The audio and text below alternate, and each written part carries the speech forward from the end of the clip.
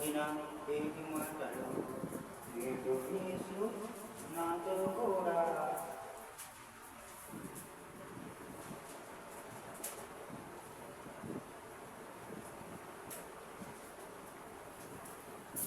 ఏడు నీవు నాతో కూడా పరదేశిలో ముందుగాని కురువైపున దొంగను చూసి రెండవ మాట అడిగాడు. యేసయ్య సిలువలో నీ పాపం కొరకు నా పాపం కొరకు రక్తం చిందించి పలికిన ఏడు మాటలు.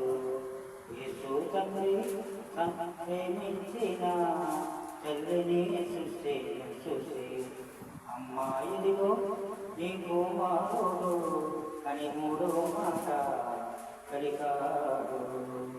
యేసు తల్లి ప్రేమించిన తల్లిని చూసి అమ్మా ఇదిగో నీ కుమారుడు అని మూడో మాట.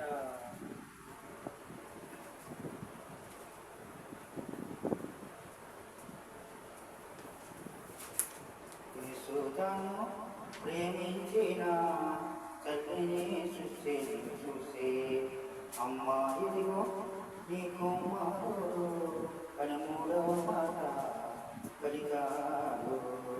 యేసయ్య సిలువలో నీ పాపము కొరకు నా పాపము కొరకు రక్తం చిందించి పలికిన ఏడు మాటలు. ఇంచుమించు సాయంత్రము 3 గంటల సమయములో సమాధం కడికి ఆ మాటలు నా దేవా నన్నెందుకు చేయబడితివి అని 4వ మాట పలికాడు. యేసయ్య సిలువలో నీ పాపం కొరకు నా పాపం కొరకు రక్తం చిందించి పలికిన ఏడు మాటలు. అటు తరువాత సమస్తమును అప్పటికి సమనేవి ఏకనాము నెరవేరునట్లు నేను తప్పికొనుచున్నాను అని 5వ మాట పలికినాడు. యేసయ్య సిలువలో నీ పాపం కొరకు నా పాపం కొరకు రక్తం చిందించి పలికిన ఏడు మాటలు.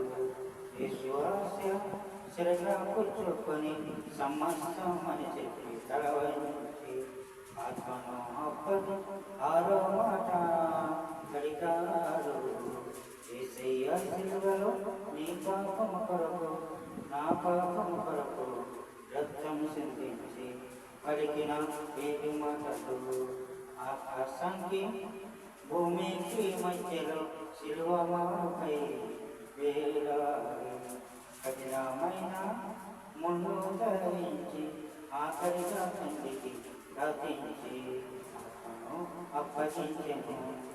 ఆకాశానికి భూమికి మధ్యలో సిలువపై వేలాడి కఠినమైన ముళ్ళు ధరించి ఆఖరిగా తండ్రికి ప్రార్థించి ఆత్మను అప్పగించెను. యేసయ్య సిలువలో నీ పాపం కొరకు నా పాపం కొరకు రక్తం చిందించి పలికిన ఏడు మాటలు. యేసయ్య సిలువలో నీ పాపం కొరకు నా పాపం కొరకు రక్తం చిందించి పలికిన ఏడు మాటలు. మొదటి మాట, యేసు తండ్రి వీరు ఏమి చేయుచున్నారో వీరు ఎరుగని కనుక మీరు క్షమించమని మాట. యేసు ప్రభువైన యేసుక్రీస్తు 2026 సంవత్సరం క్రితము ఈ భూలోకం వచ్చి మరణం పొంది నా రోజు ఈరోజు. ఆయన వచ్చిన తర్వాత క్రీస్తు శకము క్రీస్తు శూరము కనపడుతుంది. ఆయన్ని తీసుకుని వెళ్ళారు. రాజుగారు 7వ రాజు నేను ఏమీ పాపం కనపడలేదు, దోషం కనపడలేదు. ఇశ్రాయేలు అన్నారు, మాకు యేసు శరీరంలో ఇశ్రాయేలు ఎవరు కూడా యేసుని ప్రభువుగా అంగీకరించారు. 175 మంది అంగీకరించారు, 5 మంది మాత్రమే అంగీకరించారు. కాబట్టి యేసు రాజు రాజు అని రాజు రాజు, నీవు నేను నీవు నేను పాలు చూడటమై పాలు మేకలు పుట్టారు, మేమే నేను చేతి ద్వారా చేసిన మొత్తమై చేసిన పాపాలమై చేతుల మీద నీవే నేను శరీరం ద్వారా చేసిన మాత్రమై శరీరము నాగబడి ఇష్టపడుతుంది. కాబట్టి అంటే ఆయన సిలువేది ఆ పాపం మా మీద మా పిల్లల మీద ఉండుగా, కానీ ఆ పాపం ఏంటి దినాల్లో ఇశ్రాయేలీయులు ప్రారంభం నుంచి కూడా యుద్ధము చేస్తూ ఉన్నారు. యుద్ధము అనేక రీతిగా వాళ్ళు చేస్తూ ఉన్నారు. ప్రార్థన అబ్రహము కాలం నుంచి యుద్ధాలే, మోసే కాలం నుంచి యుద్ధాలే, దావీదు కాలం నుంచి యుద్ధాలే, సొలొమోను కాలం నుంచి. నేటికి ఇశ్రాయేలు ఇరాన్ మీద యుద్ధం చేస్తారు. అది యేసుకేలు 38-39 మధ్యలో ఆ యుద్ధాల గురించి రాయబడింది. గోగు మాగోగు రోషన్ ఐసియా సైన్యం ప్రవేశించి ఇశ్రాయేలు మీదకి కారణం ఏంటంటే వారు చేసిన పాపం. క్షణం కూడా వారు తప్పిపోయేవారు. వ్యక్తి సమాజంలో మనం ఆలోచన చేసినప్పుడు, కాబట్టి నేటి స్థలంలో మనం ఆలోచన చేసినప్పుడు క్రైస్తవులు కూడా అనేక మంది నేటి దినాలు తప్పిపోతూ ఉన్నారు. కాబట్టి ఇక్కడ ఆలోచన చేసినట్లయితే యేసు సిలువైన ఆయన మోయలేరు పుట్టారు, ఆయన కొరడతో పుట్టాడు. ఆ కొరడ చూసినప్పుడు ఆ కొరడ ఏపీ మీద వేసి లాగినప్పుడు ఏపు నాగసాలుగా నిలబడి ఏదు రాజు అని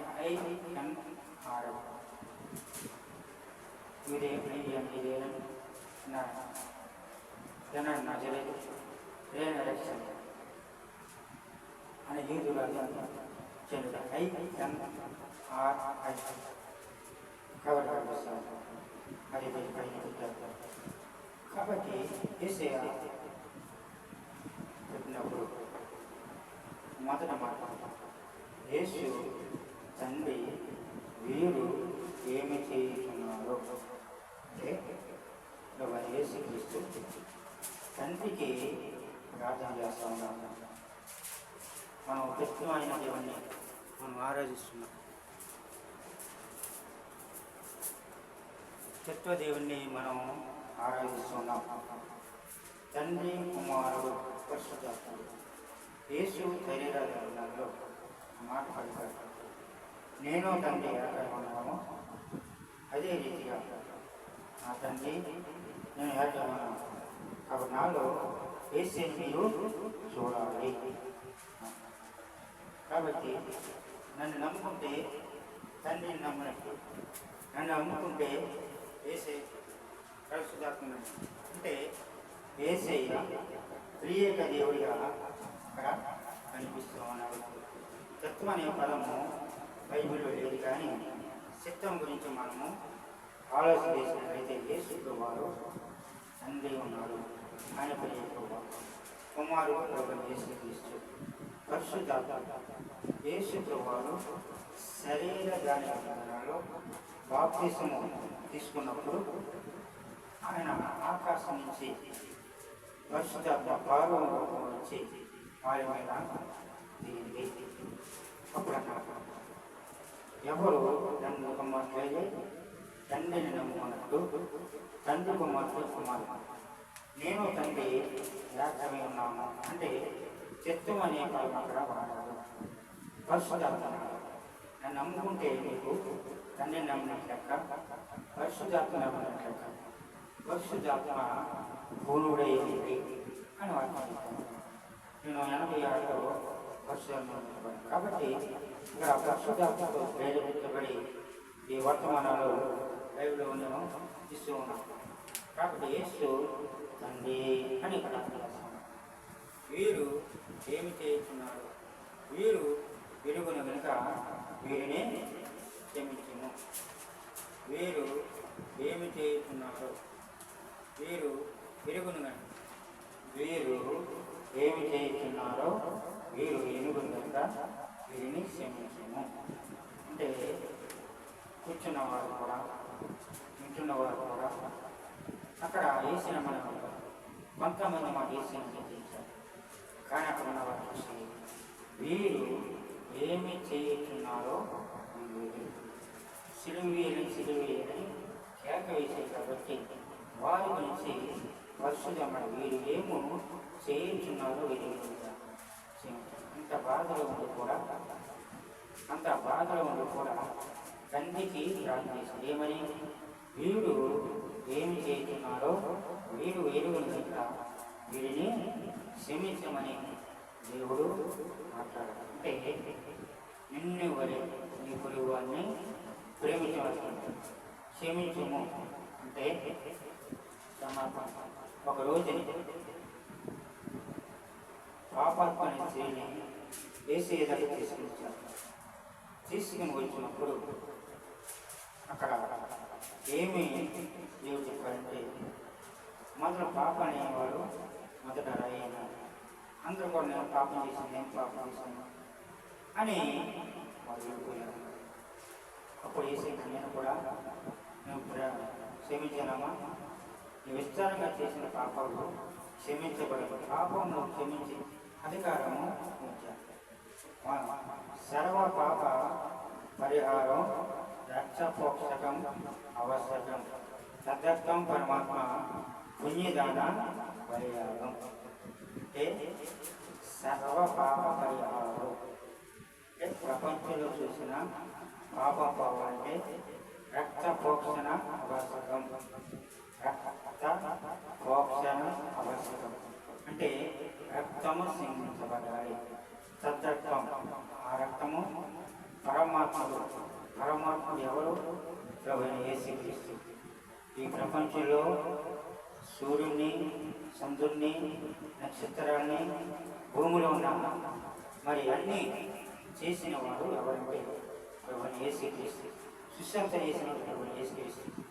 నన్ను నిన్ను తన స్వరూపంతో చేసిన వాడు ప్రభువైన యేసుక్రీస్తు. ఇది పరమాత్ముడు, సృష్టికర్త. పరమాత్మ పుణ్యదాన బలియాగం. పుణ్యదానం అంటే బలియాగం అని బలియాగం అంటే పరలోకం అంటే హిందువులు అంటారు పుణ్యకాలం, స్వర్గం అంటారు. స్వర్గం పోవాలంటే పుణ్యం చేసుకోవాలి. క్రైస్తవం ఏమంటాం, మరి పరలోకం వెళ్ళాలంటే మంచి కార్యాలు చేయాలి. కాబట్టి మంచి కార్యాలు చేయమని వాక్యం చెప్తాం. ప్రపంచంలోనూ దేశంలోనూ అక్కడక్కడ క్రైస్తవులు మంచి కార్యాలు చేస్తున్నారు. ఏంటో మంచి కార్యాలు అంటే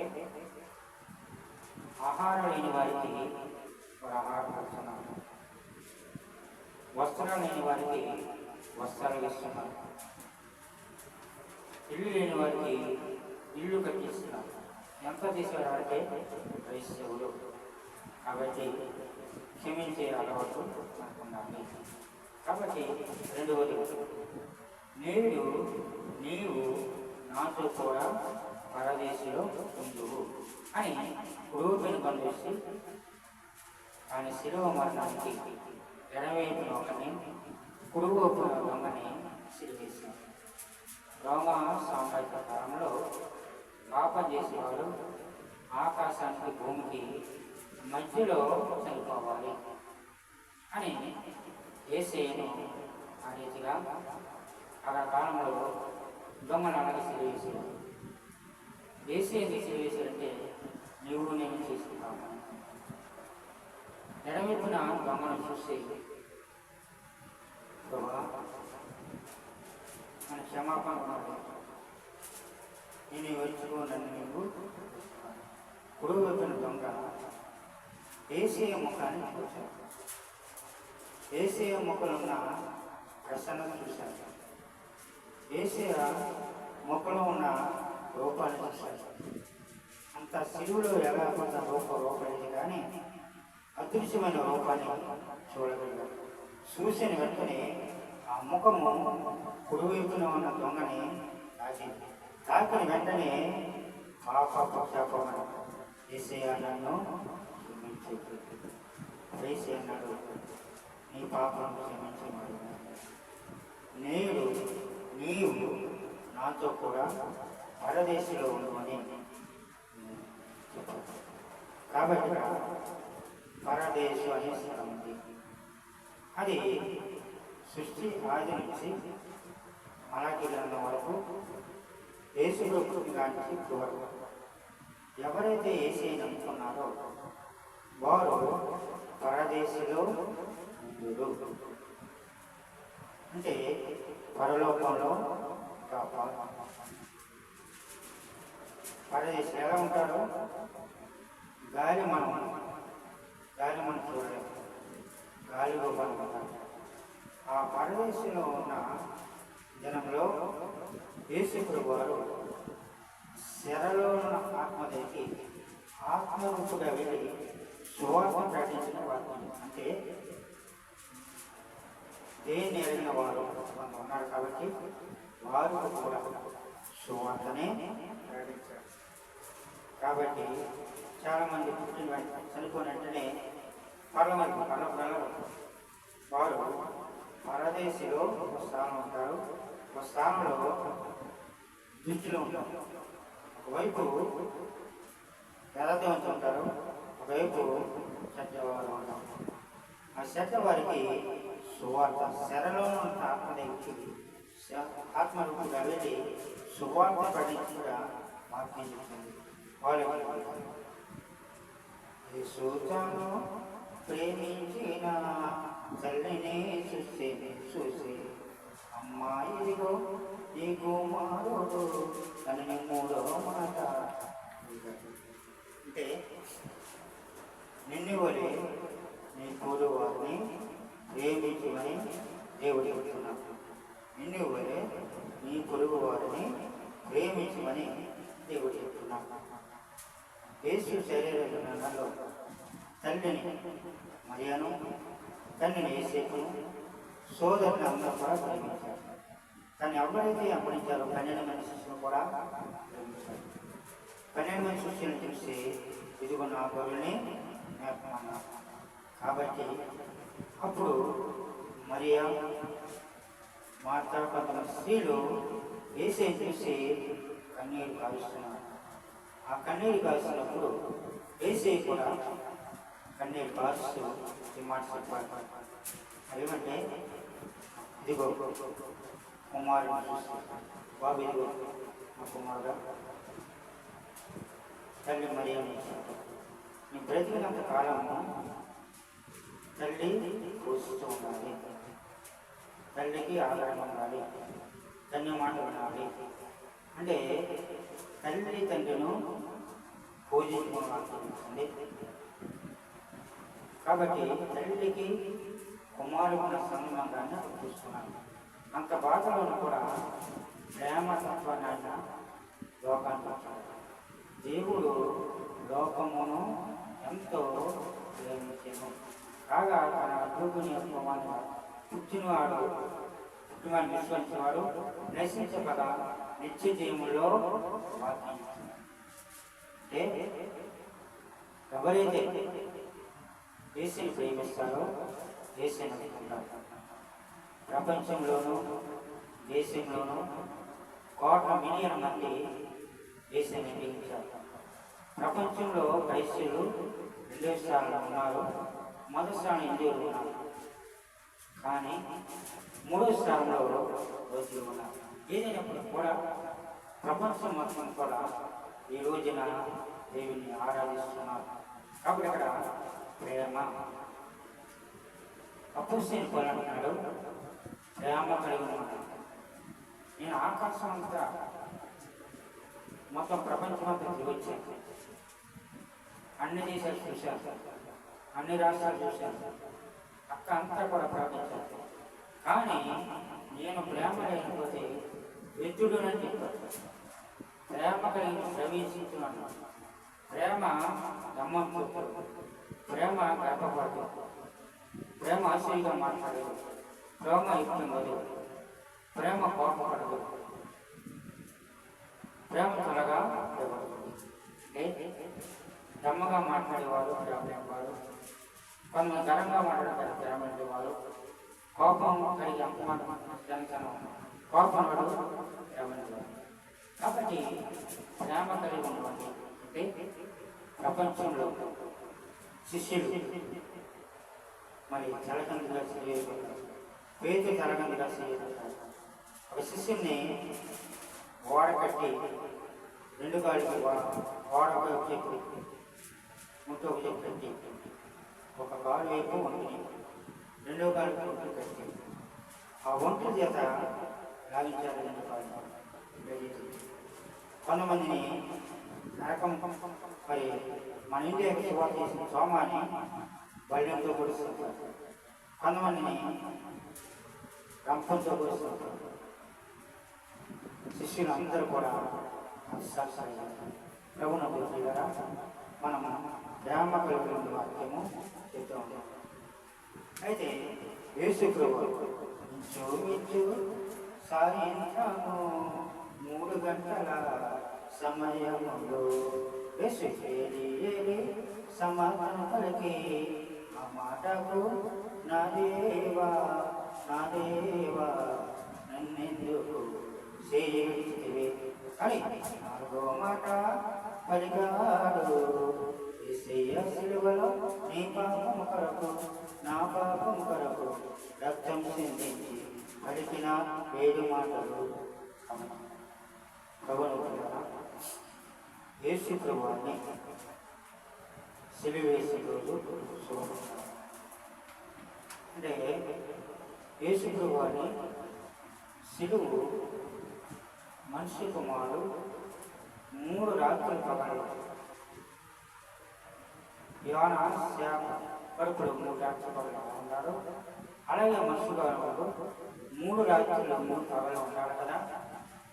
నీవు ఉడిపేడు వయసు వేసి 3 రాత్రులు 3 పగలు అలాగే ఒక ఆటో పోలీసు హైదరాబాద్లో ఆటో అడిగినప్పుడు ఆ చెప్పిన సమాధానం ఏంటంటే, మీరు ఉద్యోగం చేస్తున్నారు, పగల మాత్రం చేస్తున్నారు, 6 రోజులు అదే రీతిగా ఉదాహరణకి శుక్రవారం రాత్రి పగల రాత్రిగా, శనివారం ఉదయం పగల రాత్రిగా, శనివారం రాత్రి పగల రాత్రి అని మనం అంటే 3 దినాలు ఉన్నట్టుగా తీసుకోవాలి.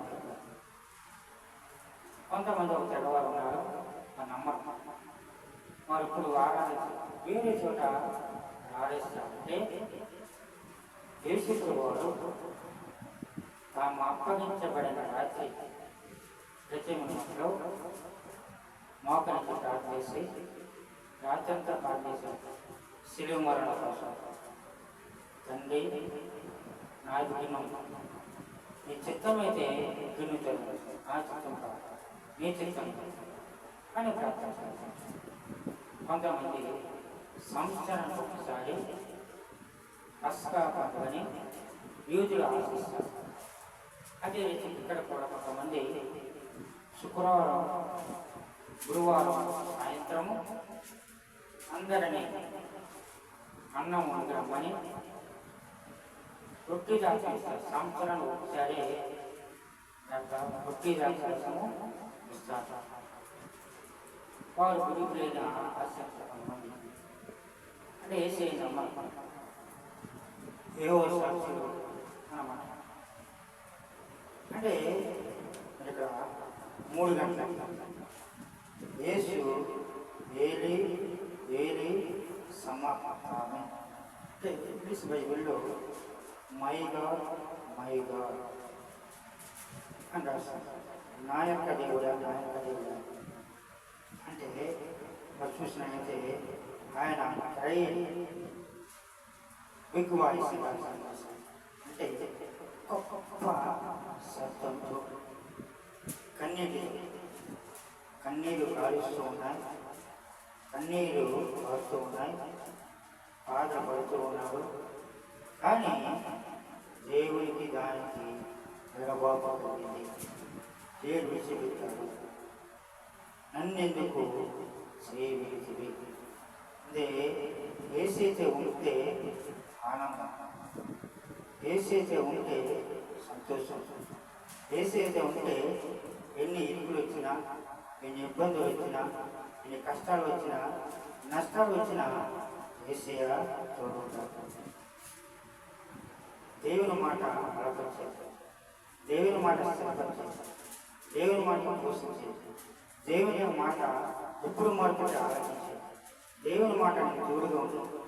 ఏసయ్య తోడుగా ఉంటే భయం అనేది. ఉదాహరణకి సుప్రీంకోర్టు విషయాన్ని క్రైస్తవులు వేసి అమ్ముకుంటే రాష్ట్ర మార్పు చాలామంది భయపడిపోయి అలా సుప్రీంకోర్టు అప్లై చేసుకున్నాం. అదేంటి మానవాది మాత్రం వేసేయనుకుంటే రాష్ట్ర మార్పుది, మిగతా రాష్ట్ర వాళ్ళు అమ్ముకుంటే మాట్లాడు సత్యం పెట్టారు. బీసీసీ అంటే నాకు భయం లేదు. కారణం అంటే నాకు బీసీసీ సర్టిఫికెట్, మా పిల్లలందరూ కూడా బీసీసీ చదివించాను. దేవుడు ఏ రోజు చేయలేదు. క్రీస్తు నిమిత్తము జైలుకి వెళ్ళే పరిస్థితులు ఏర్పడినా భయపడాలి. హైదరాబాద్ ఆంధ్రప్రదేశ్లో క్రీస్తు నిమిత్తం ఏ రీతిగా పోసుకున్నప్పుడు తీసుకెళ్ళి జైలు పడేశారు అని భయపడ్డాడు. 34 రోజులు జైలు ఉంచాడు. చక్కగా వచ్చాడు. అంటే నా నిమిత్తము జనులు మేము గీతించి పెద్ద మాట కలిగినప్పుడు ఆనందించి గంతులు వేయండి. జైలు పడేసిన కలిసి వచ్చిన క్రీస్తు నిమిత్తము అక్షాక్షరై కలిసి వచ్చిన నేను భయపడతాను. అంటే పునాది భయంగా ఉన్నప్పుడు, బలంగా ఉన్నప్పుడు పునాదులు బాధపోక నీతి మంత్రులు ఏమి చేయబడతారు, ఏం చేస్తారు? పునాదులు పునాది బలంగా ఉన్నప్పుడు భయపడుతుంది. పునాది బలంగా అబ్రాహం వేసుకున్నాడు, నిలబడ్డాడు. శిష్యులు అందరూ బలంగా పునాది వేసుకున్నారు. అశాస్త్ర పునాది అనేది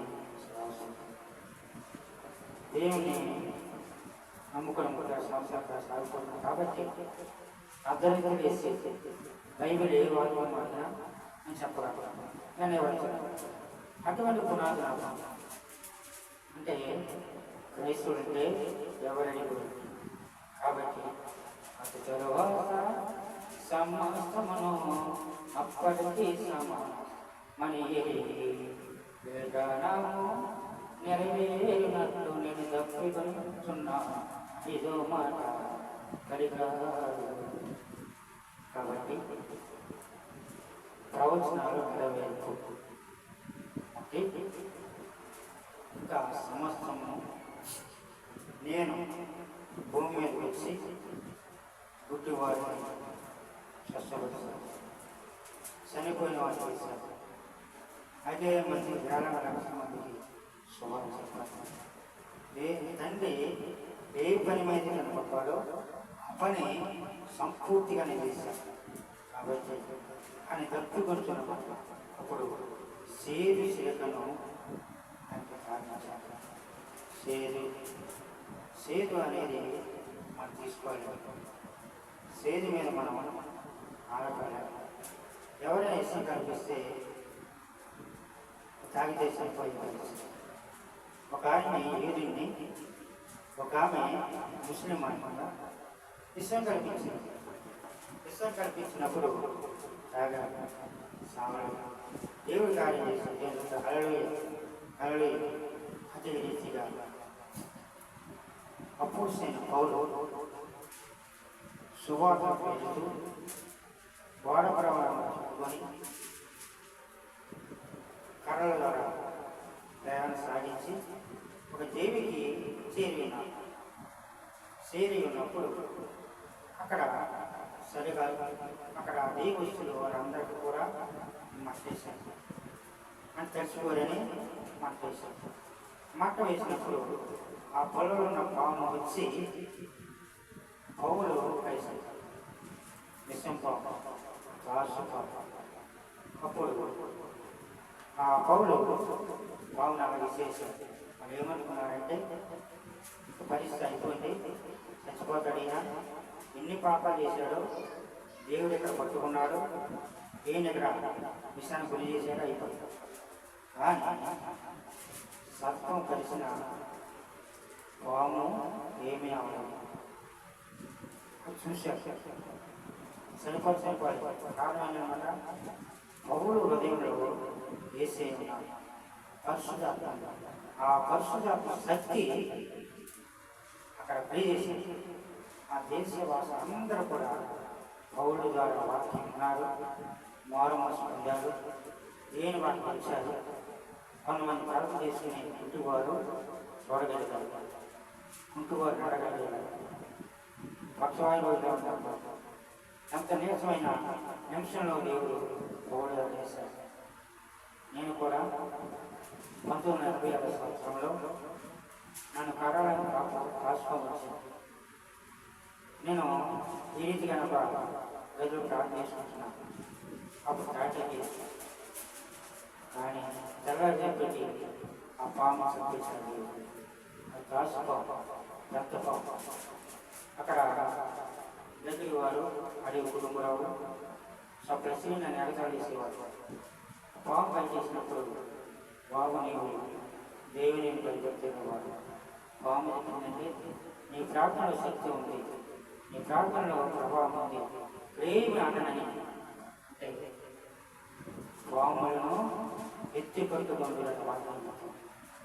హానికరమైన తీసుకుని ఆయన ఏం చేయదని వాక్యం. కాబట్టి ఈ రీతిగా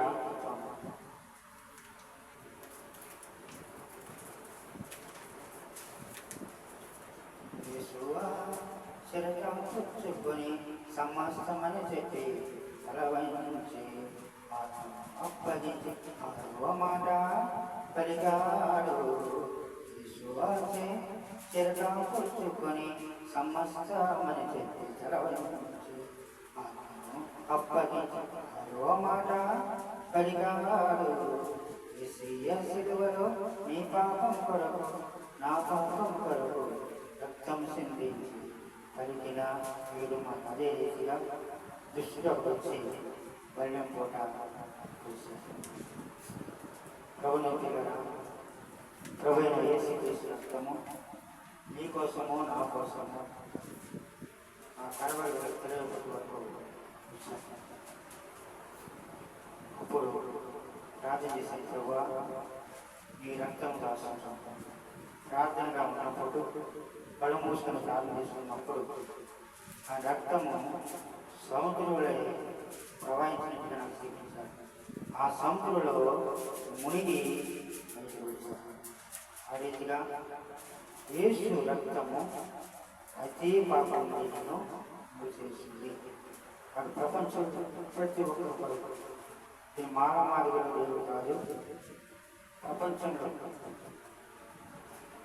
ఏ కులం వాడవైనా, ఏ మతం వాడవైనా, ఏ జాతి వాడవైనా, ఎలాంటి వాడవైనా పాదాలు వేడిపోవా, ఆయన సన్నిధికి రావా, ఓ మనిషి మారవా, నీ ప్రతిలో బాధ్యపవా.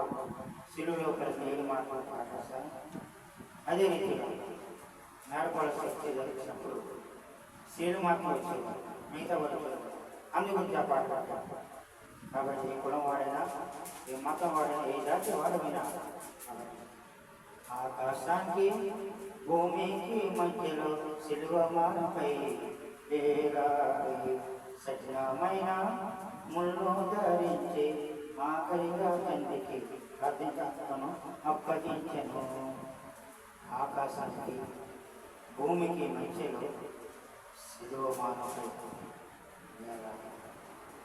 యేసుక్రీస్తు 2026 సంవత్సరాల పూర్వం ప్రపంచంలో ఉన్న ప్రతి ఒక్కరు కూడా ఆయన శిలువ మానవ మళ్ళా వేస్తూ అనేది ఆదివారం తెలియజేస్తారు. అందుకన్నా శిలువలో కలిపిన వీరు ప్రభును 100 మంది కాస్తుంటే 10 మంది మాట్లాడతారు. 100 మంది విశ్వాసం ఉంటే 5 మాట్లాడుతుంది. గత 36 సంవత్సరాలుగా పరిశీలన చేసి దేవుడు అనుభవించిన కృపను బట్టి ఆలోచించలను మాట్లాడుతాను. కాబట్టి నేడు రేపు ఆయన రాబోతున్నాడు. కాబట్టి ప్రపంచంలో ఉన్న ప్రతి ఒక్కరు కూడా మారుమనసు పొందమని, యేసుని వెంబడించమని, యేసు పాటలు ఈ లైవ్ ద్వారా అనేక చెప్తున్నారు. ఇంకా ప్రతి ఒక్కరికి చేతులెత్తి మొక్కేసి దేవుని ప్రార్థన చేసేది ప్రతి ఒక్కరు కూడా మారుమనసు పొందండి. సాగుబోతులు మారండి, తిరిగిబోతులు మారండి, వ్యవసాయాలు మారండి, మోసం చేసేవారు మారండి, గర్విస్తులు మారండి. లోకంలో ఎవరైతే అర్థకున్నారో అందరూ కూడా మారమని ప్రభుని యేసుక్రీస్తున్నారు. ఈ వాక్య భాగంలో ఆశీర్వదించగా ప్రార్థిస్తున్నాను. సర్వచోత్ర ప్రభావ మహిమ సరఫరా వరకు ప్రభావ యేసుక్రీస్తు ప్రార్థనా సహవాసం ద్వారా చక్కటి వర్తమానం ఇచ్చారు. సిరులో కలిసిన 7 మాటలు క్లుప్తంగా రెఫరెన్స్ లేకుండా ఆలోచన క్లుప్తంగా వాక్యం ప్రతి ఒక్కరిని మీరు ఆలోచించారు. మీ కాపులు మీ సన్నిధానంలో భరించే దాచుతారు. అచ్చని వదిలించుకున్నారు.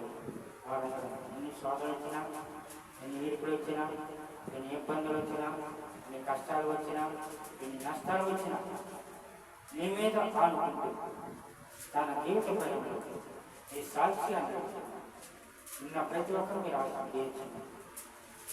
ప్రభావ యేసుక్రీస్తు ప్రార్థన సహవాసం ద్వారా గొడవలు వర్తమానం ఇస్తున్నాం. రెండవ మాట తన లైవ్ చెప్తున్నాం.